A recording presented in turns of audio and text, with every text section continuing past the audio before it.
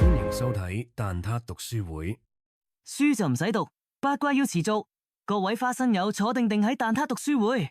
古有認賊作父一詞，指背叛國家、投靠敵對勢力，將仇敵當老豆嚟侍奉。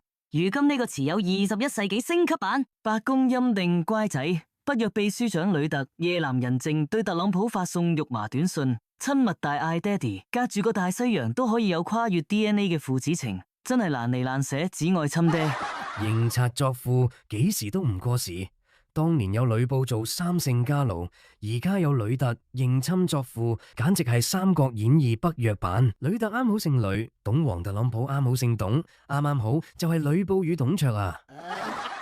特朗普喺社交媒體曝光呂特嘅私信，呂特居然承諾會喺格陵蘭島問題上落手落腳，出人出力，唔怪之得侵侵公開大讚契仔呂特，佢比丹麥外長更重要。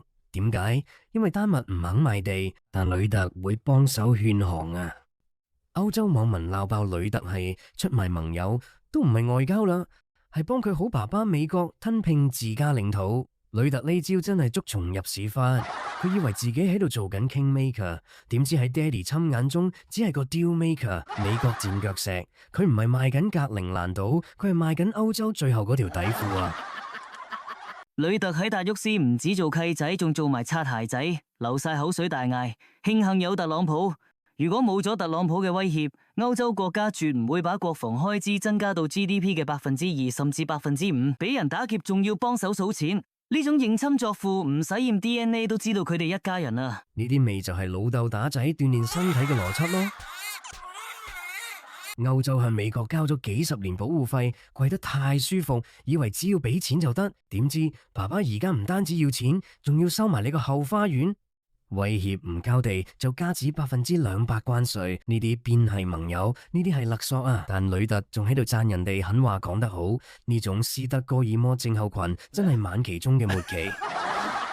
侵侵喺達沃斯世界經濟論壇發言，仲口誤將格陵蘭嗌成冰島，好一出契仔認得多得滯，分唔清邊個打邊個。冰島嚇到震騰騰，驚住自己無啦啦變咗下一個被收購嘅目標。呢一場契仔大戲真係認親認戚認到亂晒大龍啊！呂特覺得自己喺度玩周密外交，實際上佢喺特朗普眼裏邊就係個好大爺。呢種出賣國家主權換取嘅保護，其實就係割丹麥嘅肉，為美國呢隻狼。美國呢種我全部都要嘅霸權行為，令到美歐關係陷入空前尷尬局面。所以話歐洲醒下啦，認賊作父嘅結果，往往係賊攞完錢，最後仲要你命啊！呂特呢聲爹哋，簡直叫衰歐洲最後嗰少少尊嚴。以為揾到個靠山，點知係揾到個拆遷辦主任。侵侵認契仔。歐洲多內鬼，美歐呢場認親大戲仲有排演。想睇更多國際大龍鳳嘅深度拆解，請關注我哋蛋撻讀書會。我哋下次見啊！